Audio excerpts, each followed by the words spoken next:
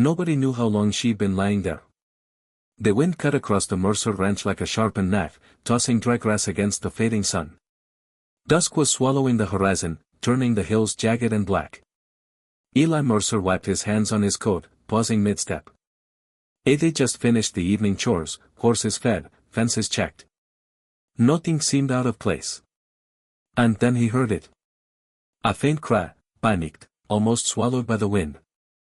"He can't breathe." It was a woman's voice. Eli froze. His heart thumped like a drum in his chest. Not a soul lived near here. Not 4 miles. And yet there it was, a desperate whisper cutting through the emptiness. He moved toward the shed, slow, cautious. Every footfall cracked against the dry earth, announcing his approach. His hands hovered near his holster, but there was no gunfire in sight. No threat that could be measured yet, just the sound of fear, fragile and raw. The shed door sagged on its hinges. Inside, shapes lurked in shadow. Dust motes floated in the last streaks of sunlight, making the air shimmer. And then he saw her. Under a heavy dust-covered cloth, curled like a frightened animal, shivering, Eli's stomach twisted. He knelt, brushing at the edges. The cloth was thick, stifling. Something about the way she trembled made his chest tighten. Hey there, he said softly, voice rough with age and wear. "It's all right. I'm here." No answer, just quiet, except for the ragged shallow breaths. Eli tugged at the cloth, his fingers caught on something hard beneath the folds, heart racing. Every instinct screamed caution. His mind wandered to the worst possibilities. Was she hurt, sick, or something else entirely? The wind whistled louder, and for a moment he thought the cry had stopped. Then a flicker at the doorway, a shadow moving, watching. Eli froze, the cloth halfway lifted, his pulse hammered in his ears. DW. Hoover or whatever was out there wasn't him. And in that moment, the night grew colder. The world beyond the shed seemed to hold its breath. Eli's hand trembled. He met the shadow with wide, weary eyes, and the air felt suddenly heavy with danger. Who else was there? Eli's hands shook as he yanked the cloth free. Beneath it, she lay crumpled and small. A young woman, bruised, battered, gasping for every breath like it cost her life itself. Her hair clung to her face in sweaty tangles. Cuts and dirt streaked her skin. And then her eyes, wide, dark, pleading, locking on his. "Please," she rasped. Eli didn't hesitate. He scooped her up, feeling how fragile she was, how every muscle screamed from exhaustion. The wind whipped against his coat as he ran toward the cabin. The door banged behind him, echoing like a warning. He slammed it shut, bolting the latch. Inside, the air smelled of wood smoke and old leather, familiar and safe. He laid her on the rough cot, kneeling beside her, hands steadying, though his heart pounded. He tore strips from an old shirt, cleaned her cuts as best he could. There wasn't much, just a little whiskey to dull the pain. Some clean cloths. Every movement measured, tender, but quick. Her breathing eased, just a fraction. And yet her eyes never left his. Each glance whispered a story he couldn't yet hear. And then his gaze drifted. Strange markings in the dirt outside. Deep gouges half hidden in the shadows. A scrap of torn cloth stitched with a symbol unfamiliar fluttering in the wind. His gut tightened. This wasn't random. Whoever or whatever was after her had left signs. He knew it.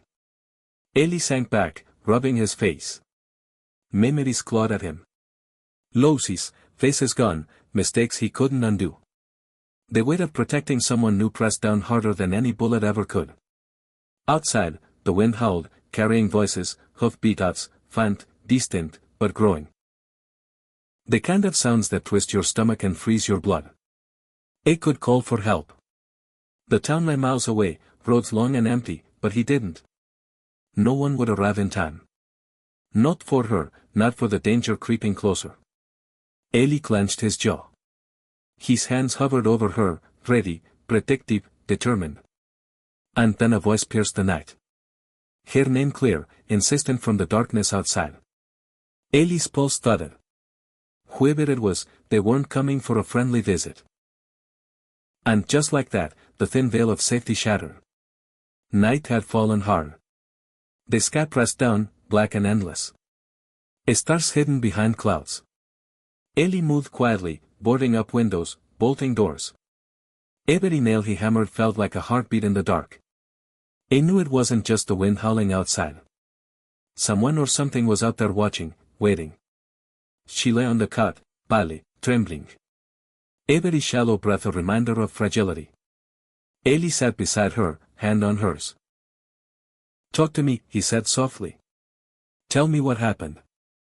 Her voice barely rose above a whisper. "I saw them.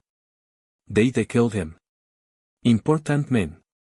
They can't let anyone know." Ellie's jaw tightened. Powerful men. Secrets that could burn lives. He leaned closer, eyes scanning the shadows beyond the cabin.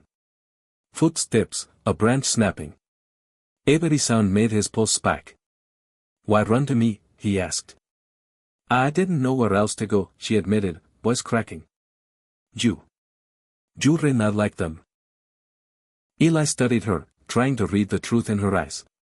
There were gaps in her story, pieces missing, like a puzzle with jagged edges. Every fragment raised more questions than it answered. But in the dark, her fear was real, and fear was dangerous. Outside, the night carried whispers, rustling in the bushes. Horses' hooves striking distant dirt roads, echoing, relentless. Eli moved to the door, listening, setting traps along the perimeter. A rifle, polished and ready, leaned against the wall, knives hidden in pockets. Every tool of survival, every trick of the trade, recalled from a lifetime of living in lawless lands. The woman shivered. Ellie pulled a blanket around her shoulders, murmuring reassurances. Flashbacks flickered through his mind, faces of men he couldn't save, choices that had weighed heavier than any gunshot. Every memory sharpened his resolve. Protect her no matter the cost. She coughed, weak and desperate. "They'll come," she said. "I know," he said simply. "But you're not going alone." And then the moment froze. A shadow appeared at the window. Too large to be a coyote, too deliberate to be the wind. The woman's eyes widened, recognition flashing across her face. A gasp escaped her lips, sharp, terrified. Eli's hand went to the rifle, heart pounding, senses alert. Outside, the darkness seemed to lean closer, as if tasting the fear inside. And in that instant, the fragile sanctuary of the cabin felt thinner than paper. The night shattered. The door splintered under a heavy kick. Wood cracked, flying into the cabin like shards of warning. Ellie's heart slammed. Adrenaline surged. "Get down," he shouted. The woman hit the floor, scrambling under the cot. Her scream was sharp, raw. The intruder moved with brutal precision, dark as the night outside. Ellie met him in the doorway, fists in fury, the cabin shrinking around them. Every swing, every strike, echoing against wooden walls, reverberating like the thunder of a distant storm. A gun went off. Smoke curled, stunned the eyes. Ellie ducked, swung, and hit harder than he thought he could. Pain shot through his knuckles. The intruder staggered, then lunged. Chaos, fear, survival. She crawled toward the corner, clutching a chair like a shield. "Ellie," she screamed. But Eli couldn't spare her a glance. Not yet. Not while the threat pressed in as real and heavy as the floorboards beneath them. And then he saw it. Tattoos, marks, symbols etched into the intruder's leather vest. Syndicate. Powerful men who ran the lands with iron fists. Men who killed without thought. Men tied to the woman's injuries. To the countless whispers of terror spreading through the valley. Ellie's mind flashed back. Faces of his family lost long ago, choices he hadn't made soon enough. Anger and grief fueled his arms. He struck again. Each hit, each shot, carrying the weight of old sorrow and new fury. But the intruder was cunning. He slipped, twisted, ducked, vanished through a back panel Eli hadn't noticed. The cabin fell silent. Smoke hung thick. The woman shivered on the floor, clutching herself. Ellie's chest heaved. Every muscle burned. He moved toward the wall where the intruder had left something. A symbol etched deep, threatening. His stomach nodded. Her eyes followed his. What? What does it mean? She whispered. Eli shook his head, anger and dread pulling in his chest. It means this is far from over. Outside the wind carried the intruder's laugh low and mocking. The night seemed darker now, heavier. Danger had slipped past the thin barrier of the cabin walls. The ranch that had felt like sanctuary now felt fragile. Eli clenched his fists. He glanced at her. She nodded, understanding without words. They would have to leave. Safety was gone. Justicia and survival waited beyond these hills in the wilderness of lawlessness and vengeance. And in that quiet, heavy pause, both knew the chase had just begun. Dawn broke slow, painting the valley in bruised shades of orange and gray. Eli and the woman moved like shadows, silent but deliberate. Every step counted, every rustle of brush. Every whisper of wind could mean the syndicate was near. They had no choice. The cabin wasn't safe. Not anymore. Eli hoisted the woman onto his horse first, steadying her trembling form. Hold tight, he murmured. She nodded, eyes wide, with both fear and trust. Trust that had been earned through blood, sweat, and nights spent hiding in the dark. The open terrain stretched before them, rolling hills, jagged rocks, dry grass that whipped at their faces. The wind carried distant sounds, hoofbeats echoing, rifles cracking in the distance. Their pursuers were relentless, trained men who killed without hesitation. And yet, Eli had grit. He had experience. Survival was stitched into his bones. He led the horse along hidden paths under the cover of scattered boulders. We stick to the shadows, he whispered. Keep low. Keep quiet. The woman clutched the reins, heart hammering.